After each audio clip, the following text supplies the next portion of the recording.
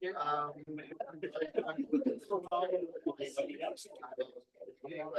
evening, everyone. Thank you all so much for joining us tonight. My name is Jasper Dent, and I'm the event coordinator here at McNally Robinson Booksellers, Saskatoon. This event is being held on Treaty 6 territory. This is the land of the Cree, Dene, Saulteaux, Dakota, Nakota, and Lakota, and homeland of the Métis Nation. It's my pleasure to welcome you to the Saskatoon launch of Active Allyship, embracing a practice of inclusion to transform workplace culture. Joining us tonight for the event is lead author Dr. Jocelyn Peltier-Huntley, as well as several co-authors and contributors who you'll meet a bit later in the program. Please note that this event is being live streamed, so just be aware of the web camera up to the front and right here. I'd also like to ask you all to silence or turn off your phones for the duration of the event. If you'd like to purchase copies of Active Allyship after the event, we have them up here on the signing table and also on the desk where you first walked in. You're welcome to get your copy signed before you purchase it. We just ask that you please remember to stop by the cash desk on your way out. Dr. Jocelyn Peltier-Huntley is a professional engineer turned equity, diversity, and inclusion consultant with over 20 years of experience leading change. After 13 years in the mining industry, she founded Prairie Catalyst Consulting to help organizations build inclusive cultures that unlock innovation and potential. Her PhD research, Activating Allies, explored engaging everyone in creating inclusive workplaces. Active Allyship is her first book. I'm going to hand it over to her. Everyone, please give her a warm welcome.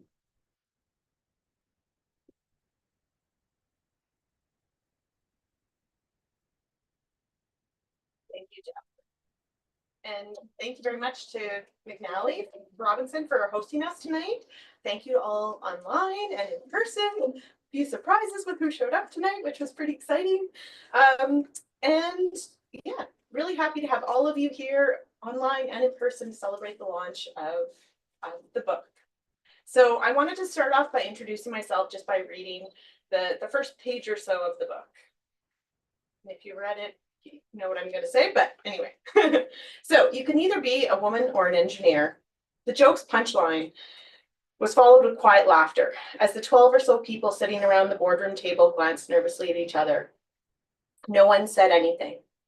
I glanced around the room at the man who'd cracked the joke and did some quick mental math regarding who was in the audience. Ironically, I was one of three who was both a woman and an engineer. And now I've lost my place. The joke teller was the most senior leader in the room. He wished us well in our negotiations on an important strategic business initiative and left us to attend another doubtlessly important meeting. None of us spoke about the joke after he left. Instead, the next most senior person in the room, also a man, quickly brought our attention back to the agenda for the day. No one thought to check in with those of us who might have been negatively impacted by the punchline. Later, to break in our day-long meeting, I overheard one of the men who worked in another company asking another, sorry kids, who was that asshole who made the bad joke earlier? It's the only swear in the book, I swear. It seemed I wasn't the only one who noticed how the awkward joke had missed its mark. My experience in that meeting is one example of many of why I'm passionate about shifting workplace culture to work better for everyone. I know what it's like to feel underrepresented. I know what it's like to feel like the punchline of a joke. I'm a professional engineer and a woman who worked in the Canadian mining industry for the first 13 years of my career. I was often the only woman in the room. I was often the only woman in the engineering department. And when I moved into a leadership role, I was one of a few who didn't have a stay-at-home spouse to care for my 2 children. In Canada, women are underrepresented in both engineering and mining. Only about 15% of the engineering profession and 15% of the mining industry are women. In my experience working in the mining industry, I faced discrimination, harassment, pay inequity, and even constructive dismissal. While the legal definition for constructive dismissal may vary slightly across provincial, territorial, or federal jurisdictions, it essentially means that an employer changes the term of employment without an employee's consent. The underlying intention behind these changes are often to get the employee to quit. I did. When you're the only person like you in the room, it can be really difficult to speak up and advocate for yourself. Personally, when I'm in a situation where I don't feel psychologically safe, I might freeze. In that boardroom, when the senior leader made the joke, I froze, and I was unable to speak up for myself. Unfortunately, everyone else in the room likely did not have the awareness or the skills to feel they could safely speak up either. However, when I witness a form of inequity, I often find it easier to speak up and support someone else. In fact, data across many studies shows that it's easier for many of us to do just that, especially if someone is asking for your help rather than speaking up on behalf of yourself. So in these situations, I can disrupt the established norms and I can interrupt the culture of silence. In these situations, I can choose to be an ally. By acting as an active ally, I can start to shift the culture around me. I can be heard. Through the book, you can learn to confidently find your voice and be an active ally too. So I wanted to share that just to kind of introduce who I am and a bit of my motivation for wanting to do this research and write the book. And I'll elaborate a little bit more on that too. So in the book, I talk about my motivation for transitioning from my career to an EDI researcher and consultant. It's in large part because of who I am. As a woman in a male-dominated profession industry, I experienced those instances of discrimination and harassment. But early in my career, I lacked the awareness and the language to label them as such. And I didn't know how to address them. As I worked with different companies and different people, sometimes I wasn't always the only woman, but I began to recognize patterns in how women were treated differently than men, often when they had the same qualifications. So I returned to the University of Saskatchewan as a graduate student. First, I studied the problem. So I reached out to women and men, and I noticed that there was differences in how other people were experiencing the workplace too. I analyzed data from 540 people, and I recognized the systemic nature of discrimination and harassment. When people are underrepresented, it's harder to speak up, and it's harder to change the system if you're the only one like you in the room. This is why we need allies. So being a practical person, I wanted to develop solutions. When the opportunity came up for me to continue my research and complete a PhD, I seized the chance to study allyship. So I define allyship in the book as a practice of inclusion, where through listening, learning, and personal reflection reflection on personal experiences and privileges, people actively support historically marginalized persons and communities in achieving their full potential. I heard from others that they found their path to allyship at times due to their lived experiences, at times due to awareness gained through Truth and Reconciliation Commission's work and others, and at times wanting to know how to best support friends, colleagues, or maybe even their children who needed allies. In my PhD research, I broadened the focus of my work not just to equip men to be allies for women, but for all Canadians to consider their role as allies for women, Indigenous people, racialized people, persons with disabilities, 2S LGBTQ+ community, and more. Through my research, we developed the ally activation model after interviewing 17 active allies. That's what the symbol is on the front here. And we then developed the Active Allies course. So the course has 10 hours of content, including an hour and a half of videos. Somebody jokingly asked me when the movie's coming out for the book, but really the movie came before the book. The book's based on the movie, if you want to think of it that way. So we tested the Active Allies course with more than 100 people, and we got so much excellent data. The participants developed new skills. They solidified their motivation to support others. They grew their confidence to talk about social challenges at work. And we heard from participants that they noticed leaders bringing the information back to the workplace and starting to make change there. So transformation was happening, which is pretty exciting. In one of the books I read when I was going through my studies, How to Be an Anti-Racist, the author, Zebra Max Kennedy, talks about how he wrote his book when he was finishing his PhD. So I thought I could do that too. And so that's what I did. I made a plan about 2 years ago, of course, in a spreadsheet, of how I would go about writing a book. And this being my first book, I didn't really know how to do it. So I reached out to lots of other people who had written books, and I started studying books for the structure, looking at who published books, reaching out to publishers, and working through the process. Through my PhD, I delivered more than 40 presentations. I wrote multiple conference papers, and I had wrote scripts for an hour and a half worth of video. So I took a lot of that made for speaking content, and I used that to help form the book and kind of edited it from there, rather than starting with the really heavy academic stuff and trying to convert it over. So that's how I approached my book. The book has 2 parts and 10 chapters. So the first part just really helps us understand the problem that exists in workplace social challenges in the context of Canadian workplaces. And the second half gets into solutions. That's where the allyship part comes in. So the Active Allies course had 8 modules, but I added in a couple of extra chapters. And so one of the extra chapters focuses on the importance of creating that ecosystem to help foster allyship within workplaces. So there's extra things that leaders need to do to really help facilitate allyship outside of just interpersonal relationships. And then I had a lot of questions to pass the research about, what to do to kind of sustain that practice past the end of a 4-week course or 6-week course. So there's an extra chapter in there about sustaining practice and some tips around that. Because an effective allyship practice requires reflection, each chapter ends with self-reflection questions and additional comments about how they can maybe be used to guide a discussion, like for a book club or for a team that wants to read the book together. So the book was published with Friesen Press out of Winnipeg in July. And while we were working through revisions and edits, a new president was sworn in south of the border.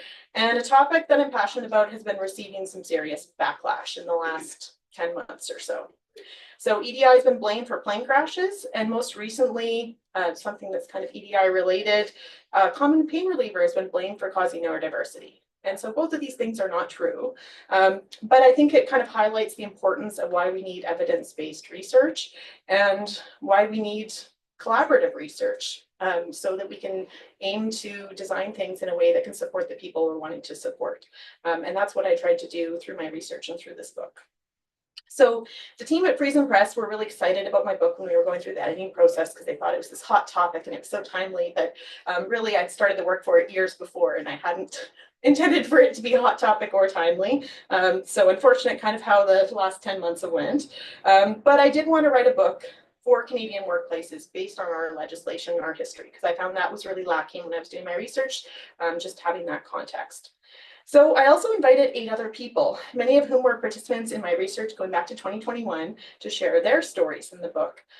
So we're going to just take a minute here to redesign the front, and I'm going to invite up Bintou and Leanne and Phil to join me for a panel discussion.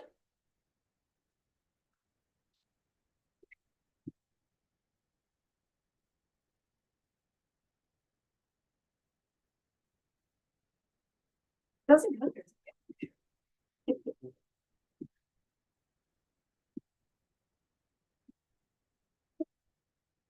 Thank you. That was pretty quick, Jasper. Okay, so I will introduce the order that people are sitting in here. So we've got Bai Bintou Kaira sitting on the end. She's got her MBA and she's a professional engineer. She's a senior advisor at Nutrien, leading data science initiatives in potash mining. She's a STEM advocate and board member at the McPhee Center and founder of Gap Health. Bintou blends technical expertise with a passion for inclusion and chairs the Scholarship and Recognition Committee at Women in Mining, Women in Nuclear Saskatchewan. And beside her is Phil. So Phil Lepage also has his MBA and is a professional engineer. And he's a director of mine development at Nutrien with 28 years plus experience in underground potash operations. He serves on the board also of Women in Mining, Women in Nuclear Saskatchewan, and the USask Engineering Advancement Trust. In 2024, Phil was recognized as a Catalyst Honors recipient. And some little known things about Phil: he teaches aerial arts and he promotes inclusive leadership. And then Leanne, sitting beside me here, she's a CPA and CMA, and she's a double-arm amputee, an accessibility advocate. Her lived experiences with the WARAMP shaped her career in accounting and IT integration. As a member of her company's Persons with Disabilities Inclusion Network, Leanne champions proactive accommodations and inclusive workplaces. So take a minute and just welcome these 3 up to the front here.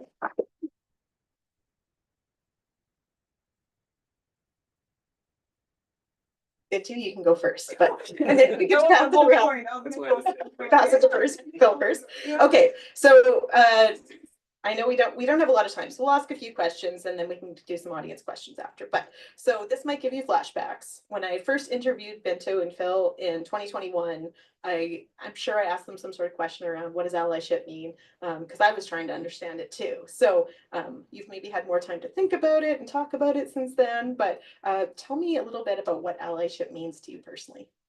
Thank you. I was trying to pass them to Phil and that didn't work. So you're gonna hear from me first. So to me, like, allyship is very much rooted in the commitment to a journey. And I think this journey is very much of not just learning, but also unlearning. I think it's the commitment to like listen actively, understand people's experiences, and most definitely using your own experience, in order to make change.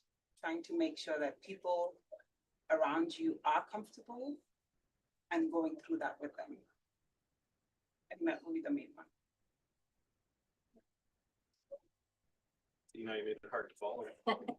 Is the mic on? I'm not sure. Okay. 1 second.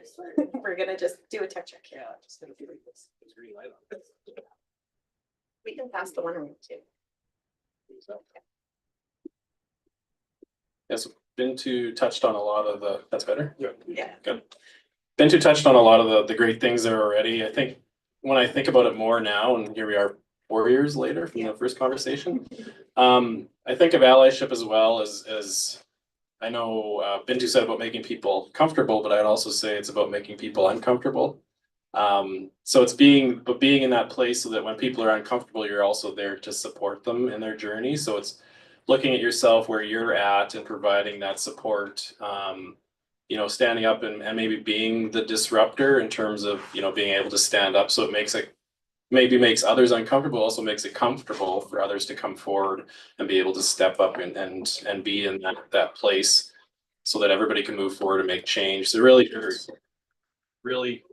one's dead now too. We're live again. I think this one's working now.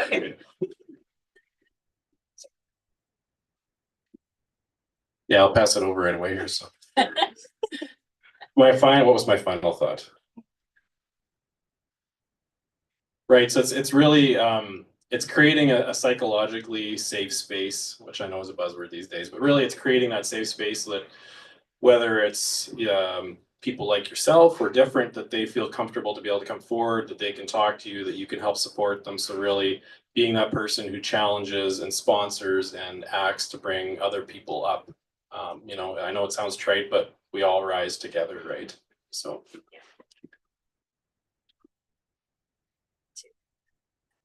Well, it works. I guess a lot of it's already been said.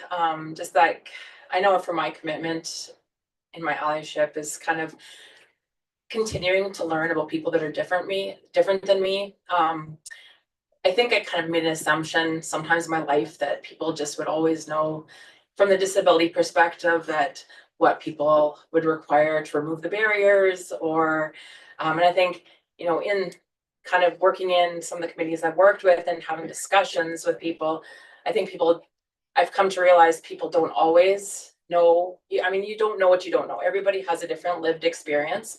And if you don't have those conversations and learn more about people that are different than you, then you kind of don't know what voices are missing from the room. So like once you've kind of get on further down your journey of allyship and you kind of get to know more about those that are different than you, you can look around the room, especially if you're in that position of power where, not power, but like decision making where you're putting a group together for a project or for changing processes. You can look around the room and quickly identify voices that might be missing from that room and kind of encourage that those individuals get included as part of the process. So that's kind of a little add to that. Perfect. Those are all great. And I think there's no single right way to do allyship, right? It can come in many forms and there's different situations. And I was involved with a panel discussion earlier today too, with two of the other people whose stories are in the book. And one, she had credited this to someone else and I don't remember the person's name now. So I'm sorry for messing that up. But she had talked about how sometimes allies are meant to stand in front to help protect someone. Sometimes it's standing beside to support, and sometimes it's standing behind to kind of push people forward too, or maybe it's in those rooms that you're in that you're championing someone even if they're not there to create that spot at the table for them. So I think that's kind of what the three of you talked about in different ways. So thank you.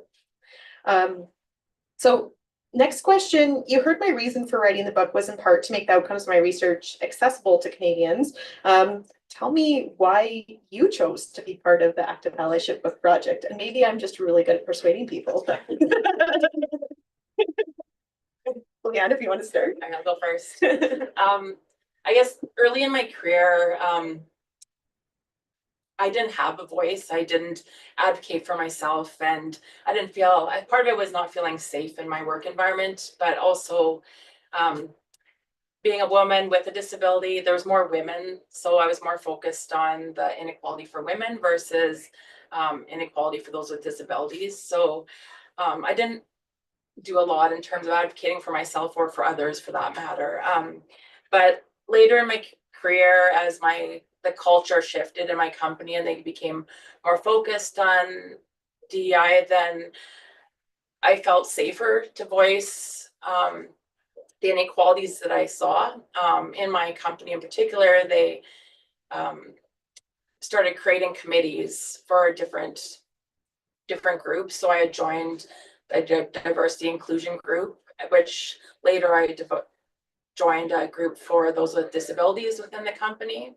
And so through those groups and sharing my experience and getting the feedback from others, I got really, like you said, passionate about advocating for myself and for others. So I've known Jocelyn for a number of years, and we've had a lot of casual conversations on this topic. So when I heard you're doing the book, I just felt very comfortable with you and safe and sharing my story. And so I was quite happy to share my story with you. Thank you. As she twisted my arm. No, she didn't. It was just an email first, I think. But I think it goes back to, the first question about what does allyship mean to you, and somewhere along my journey, I think it's in my story in the book. You talk about is there an aha moment? I think that was one of the questions you asked actually when you were doing your research, and I don't think I ever had an aha moment per se.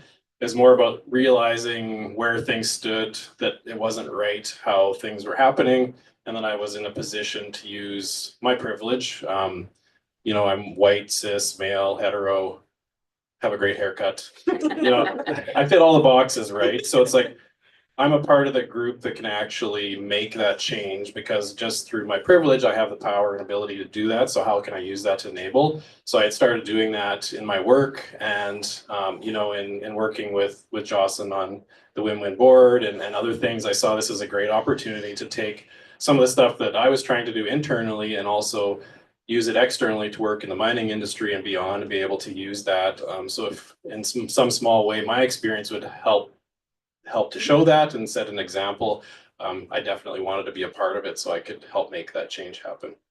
Yeah, thank you, Phil. I think it has. So I'm gonna have a slightly different twist to this. So if Jocelyn had reached out and asked me to co-author this book, I would probably not say yes. So the reason why I'm here, however, it's in the evolution. So as Jocelyn had mentioned, this research started in 2019. If anybody has tried to get research specifically in Canada, mining, Saskatchewan, it is a challenge. And I find my experience in mining is very unique. I've had challenges, I've had successes, and I'm hoping sort of that extends. So my why to actually join the research was because I thought I could share, so then it's slightly easier for the next person. And that evolved to the course. I was not sure about doing that. It's just repeating what I said and maybe to few more people. And then now it's sort of evolved to this book. And throughout that, I'm very grateful for that opportunity, because I think stories connect people. It's accessible. Something that I had asked Jocelyn at the very beginning of the research was, is this research gonna end within academia? And how do you think about integrating that back into the community? And she had that plan from the very get-go. She didn't say it was the book, but she did say it was actually going to reach back to people. And that's been very important to me. And I think she's done a fantastic job doing that. And Stories has a way of reaching people in those unique ways. Thank you. Yeah, and I wasn't thinking about a book way back at the start of it, but I was thinking about that I wanted it to be outside of academia, because I know that it's easy to get siloed. Kind of what happens in the academic world doesn't always make it out, and what happens in the real world doesn't always make it into academia to be improved too. That could be kind of these different areas. So tried to be a little bit of a bridge there. So thank you. Okay. We're doing pretty good on time, actually. So I just had one more question, but then we can have maybe lots of audience questions, or you can tell more stories too. Okay, so what's a piece of advice, and it can be from the book or not from the book, but that you'd like to share with aspiring allies, each of you? I shouldn't have taken the mic back. You tricked me, didn't you? This is the one, yeah. It's always a good question. So what's the piece of advice? I think really what it comes down to, and I don't know if I'm going to get points for this or not, but it's like and sorry for all the metaphors, analogies, whatever you want to call them. I think it's like the ripple that turns into the wave, right? We can all be a small pebble. You don't know where that impact's going to be and where it's going to show up. You know, I've been in mining for a lot of years and have, I think, had the opportunity and the great privilege of working with a lot of wonderful people and hearing back now in their careers and say, hey, when you told me this and did this, that made such an impact on me. And then you realize those small things that you might not remember, they've had a huge impact on somebody else. So I think in the moment, what you really need to realize, and, you know, I think it's quoted in the book as well from Maya Angelou, is, you know, when you know better, you do better, and we're all on a learning journey. So I don't think anybody expects anyone to just jump up and say, hey, I'm an ally, I come to this fully formed. No, it's not that way. So just remember, we're all at different stages in our journeys, but no matter what little bits of change we're doing, they're going to make an impact because they all add up together. They're all those ripples that are going to add up to those big waves. That's great. And I've been using that ripple analogy too in my keynotes this year. So we didn't even coordinate on that. I guess my comment would just be, I tend to focus on progress over perfection. You won't get it right the first time. And if you wait until everything's perfect, nothing will get accomplished. So just start small and continue. And I guess whenever you get that opportunity to learn more about someone that is different than you, take that opportunity, ask questions, and learn more. Yeah.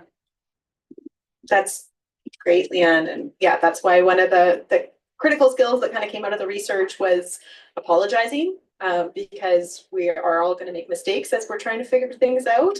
But apologizing and rebuilding that trust and rebuilding that psychological safety is really important to kind of move forward so that we're not burning bridges as we're figuring things out, making mistakes. So thanks, Leanne. I have the notes for this one because I don't want to miss the key points I want to share. The first thing that I'll start with is just starting where you are, right? So I think Phil had mentioned, Leanne as well, is it's going to be a process, but you have to start. So it sort of starts with that self-awareness. And sort of my advice to that is don't stay where you are. So once you start, like, make that commitment to learning, micro-learning, to actually take those steps. Something else that I'll also add is something we can all do is, once you're in spaces, just looking around and think about who is not in this room, right? Who are we making decisions on behalf of, and how can we actually invite them to join? And just having that more, I think Phil does a really good one, like making something unconscious conscious and taking those steps towards it. That's great. Something from Phil too. And I'm just looking around too at you're talking about space, the space we're in, and just all of the stories and all the things we can all learn, being in this beautiful bookstore. So before, that was kind of the main things that I had planned, and we're like way ahead of schedule. But so before I hand back to Jasper for questions from the audience and online, my call to action is to pick up a copy of the book if you haven't already. And I know a lot of you in the room have already done that, but I also had some cool bookmarks made, so you can grab that if you already have a book. Take a bookmark with you.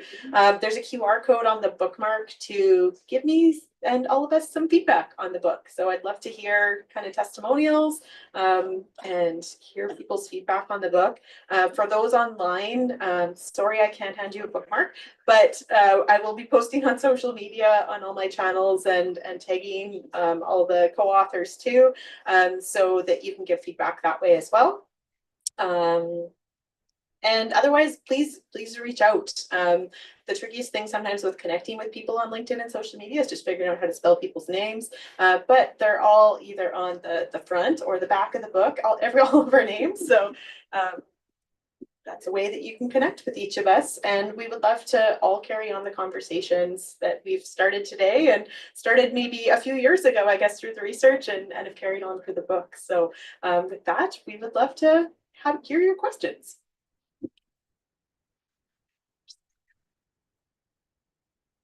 If you have a question, just, put your hand up. I'll bring the mic to you.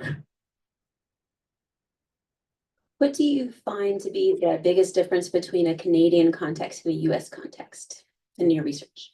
Good question. I think our legislative framework and our history are two big differentiating factors. And there's probably lots of things that maybe show up different in our culture and some of our language and things like that too.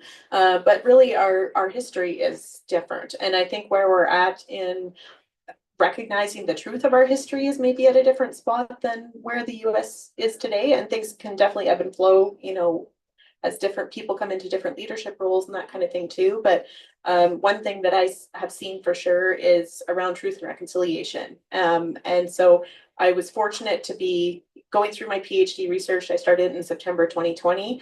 So as I was starting my research, you know, there was the discovery of the unmarked graves was starting to happen across Canada. The Black Lives Matter movement was happening.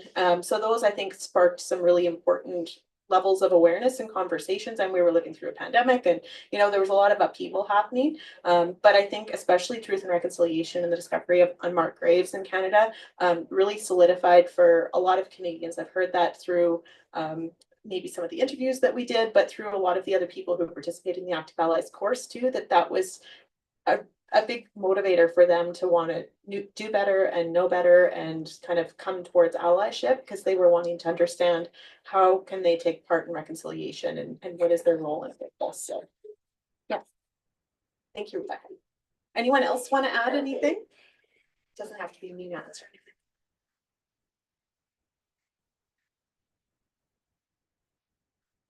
Okay.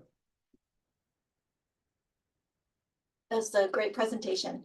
I wanted to know, is there a way to embed allyship into corporations in terms of, we know as engineers what gets measured gets done. Can we put it into HR performance appraisals to show your commitment to allyship? Because allyship shouldn't be that hard, you know, but it is for some reason, and it's people are scared, or as you get older in the company, you get wiser and more inclusive. But how can we, I guess, start the culture of allyship earlier? Yes, good question, Angela. Thank you. So allyship, and I didn't say this maybe at the start today, but I often do when I'm talking about it, it is part of the solution, but it's not the silver bullet, and it won't, you know, create world peace or anything like that. I think there also has to be a strategy, and there has to be, that embeddedness, a shift in the ecosystem to kind of make it sustainable too. So I think some ways that needs to be done. In my company, I do assessments within organizations to understand where the culture is at and to try to measure inclusion, which we can get people to easily fill out surveys and check boxes and maybe tell us about who they are so we can understand diversity. But to get to inclusion, we have to ask more open-ended questions. So we understand how people are experiencing the workplace and where they feel safe to participate or where they don't, and how that's maybe different from people based on different aspects of identity or based on their position within an organization. And I can create some really cool graphs around that show those differences. But what I would say is to really embed allyship within organizations, I think there would have to be ongoing training. And one of the things that we learned through the Active Allies course was just giving people that foundation of common language at the start of the course was really impactful. So that the way the course worked is people would do half an hour of kind of self-guided learning through the content, and then we'd have an hour discussion every week. And so that gave people the foundation to then engage in the conversation. So I think teaching the language and the concepts is really important too, as kind of that foundational piece, so we can all communicate about these things. And then building people's confidence too. So giving them those safe places to learn and practice these things, knowing that it's going to feel awkward maybe the first time that we're doing it, or the first few times, and it's not always going to be easy. So those are some ways that we can do it. But then I think there has to be ongoing conversations related to these topics too.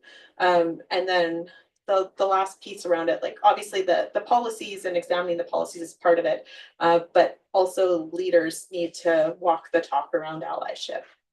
And so we talk about in the book and that there's reactive and proactive allyship. So leaders especially need to exhibit both kinds. So reactive is, you know, when you hear those sexist, racist, homophobic, whatever jokes, comments being made, that the leaders especially are resetting the tone. And then the proactive things where they're showing how they're acting as allies and planning for it and supporting it outside of those, waiting for those bad things to happen too. So those were a few things, but does anyone have other things they'd like to add? So it's not just me.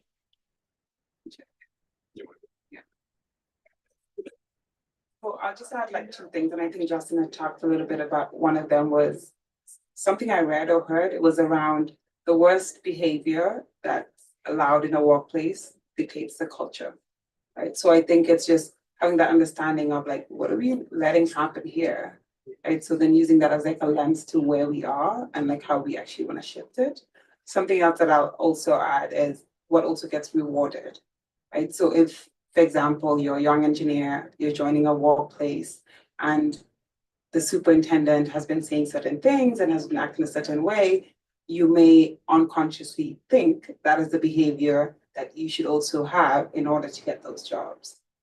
So then you sort of like adapt. Like we're humans, I think we do very well at adapting, but then it sort of takes you in a different direction. So I think those are the two things that I'll add from like a workplace perspective from my experience, also looking at it on what is the pulse here.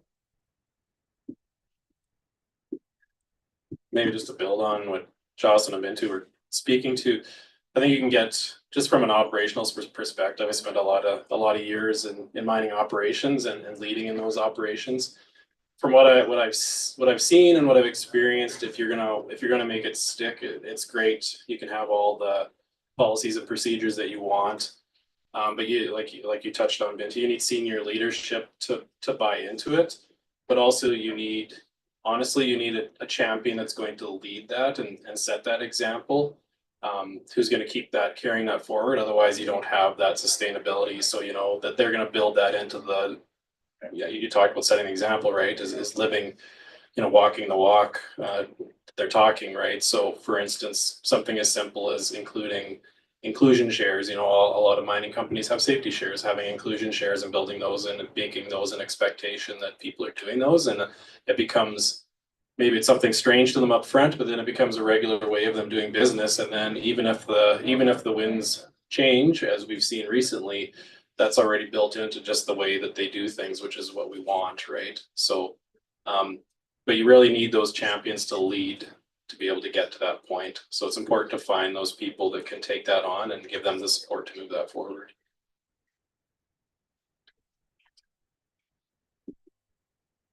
Okay. Any more questions?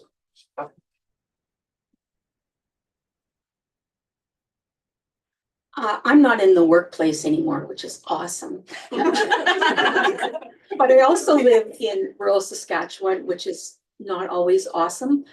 But I'm in the situation now, if I don't like what I hear, I just walk away, which feels like non-allyship. And I just wonder if you had any tips for the broader community outside of the work, how you can help. Yes, that's a tricky one.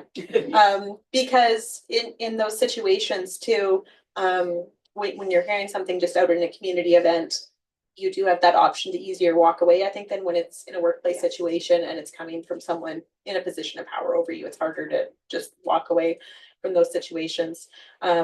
So in Zebromek's Kennedy's book, How to Be an Anti-Racist, he has a clear distinction between racist and anti-racist, and there's no neutrality in those situations. So he said you're either doing things to help support or you're doing things to help break it down. But also from bystander training, I know at times, you know, if you try to engage in those conversations, it might just be really confrontational, and the person probably is not going to be active listening and not curious and wanting to understand your opinion. It might just turn into this, right? So I think it's very contextual, and you have to gauge where you're at. You know, is this a relationship that I want to, you know, save and to shape and mold into something that works for me? Or do I just want to remove myself from that situation and understanding I maybe don't have enough of a foundation of trust with this person to be able to shift their opinion on things. But there's different ways I think too we can intervene, and sometimes it's in those moments. But if it's in a large group setting and you're an introvert like me, you're maybe not going to be the one who's going to start, saying something really loud about it. So maybe it's in one-on-one conversations afterwards and giving people feedback, starting to shift minds that way. So there's different ways that we can approach it in different contexts too. So I don't know if that totally answers it, but it kind of depends a little bit on the situation. Does anyone else want to add in? Yeah.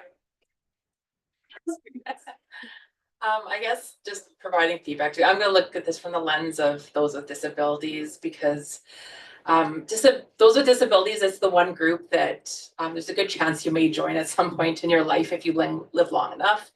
And so I always encourage people to give feedback where you see where there's accessibility issues, because there's situational scenarios where you break a leg, or you might have a bad flu and you can't hear out of your ears. There's all those scenarios where it's situational, you might have a disability, or as you age, or if you're in an accident, you may become part of the disability group. So I'm actually quite surprised. As a double arm amputee, I obviously run into accessibility issues on a very regular basis, but I've recently become a mom, and so as I'm trying to maneuver this city with a stroller, I am like, it's unbelievable, especially even in new areas and at public facilities, how inaccessible this city is. And I just think, I'm definitely not the only mother in this city that's trying to maneuver with a stroller. And for those with that use mobility aids to get around, I can't imagine how often they have to go out of their way. And so, I'm making my list, as this will be temporary. I will no longer have to use a stroller, hopefully in a few years here, but making notes and giving feedback to the soccer center or different public areas where I'm encountering barriers, just to give, because obviously until you live that experience, you probably don't even identify or know that there's a barrier there. So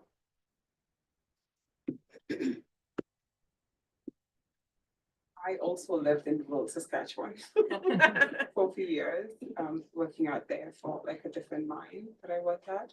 And I could share what I did and how it has worked for me. So usually I gauge it in two categories. So one is, would I see this person again? Are we gonna encounter, right? And if it's a yes, I'll try to say something. So it may be, excuse me, what did you say? I didn't get that. I find once you give people a second chance, they try to correct their behavior.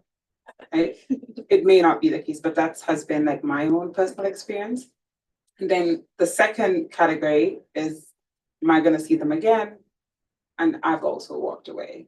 So, and sometimes it's directly to me, and I've decided to ignore and move past, because my chances of actually seeing that individual is very low. And I don't think it's sort of worth that effort to educate them or have a meaningful conversation. These are just my tips. So maybe a way to think about it is what's your first step, right? Is it somebody that you care about, that you actually have a relationship with, that you can actually engage in? Maybe not in that setting, maybe in a different setting. And then I find over time, I've walked away less and less, because it's a small town. I got to know more people.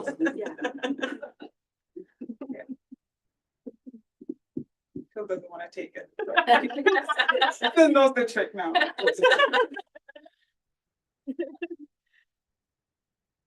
Would anyone else like to ask a question?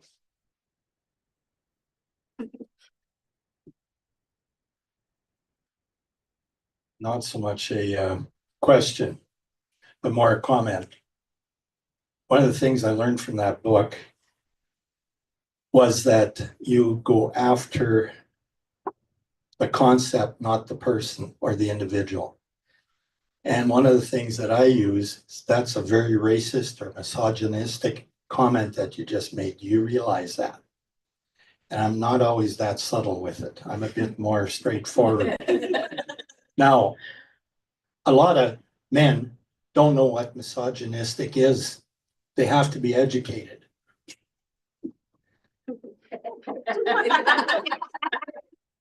Yeah, thanks, Michelle. But I tend to ask questions. I had an older fellow say something, well, you know, he was a darky. And I asked him, what do you mean by that? And he didn't have an answer for me. To me, it was a derogatory term. Excuse me. Yeah, and I basically said, what do you mean? And he had difficulty answering that question. I'm a bit more straightforward, like I said, so I kind of tend to try to nip it in the bud, so to speak. But I really appreciated what you had to say. Stick to the problem, not the individual, not the person. So, and with what you're doing, there's a lot of education involved in that.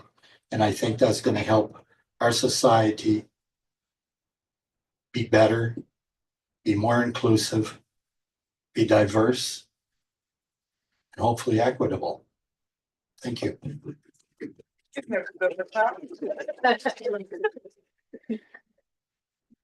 Thank you, Werner. And yeah, just like Bintou said, and like you said, Werner, sometimes it's asking a well-placed question, right? To kind of make the person repeat it back, and usually in doing so, they stop. Are there any of the teenagers in the room that would like to ask a question? You're all being very quiet. No?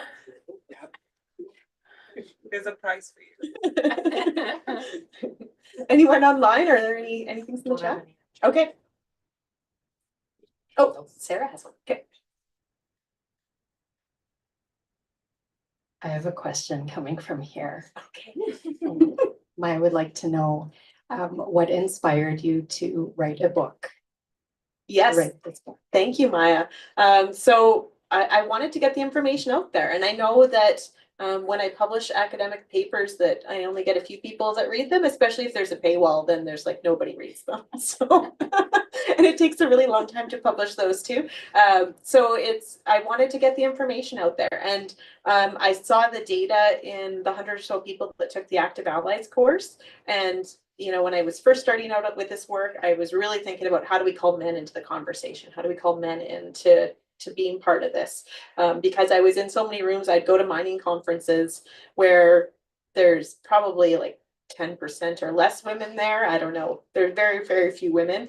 And then I would talk about equity, diversity, inclusion topics. And somehow all of the women at the whole conference would be in that room, and there would be hardly any men in there, even though there's 5,000 people at the conference.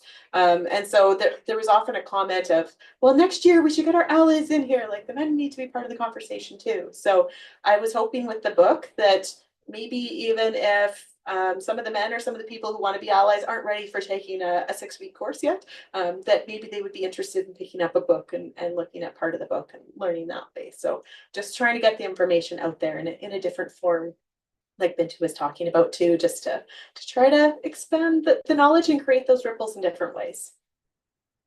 Thanks for the question, Maya. All right, do we have any last questions here before we move to the signing portion?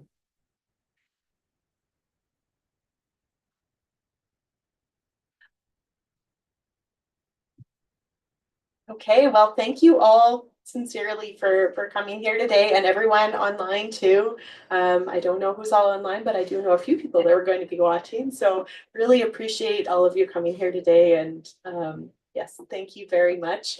If you brought a copy of your book and you need it signed, please come up to the front, even if it's one that you brought from home. So would love to have one-on-one conversations with people too. So thank you.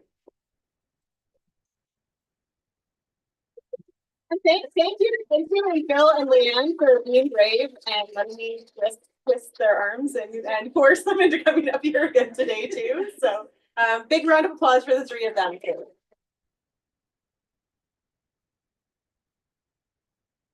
Okay, thank you very much. I'm going to ask for just a minute so that we can move these chairs and pull the table out a bit, and then you can form a mad rush up to the front here to get your book signed.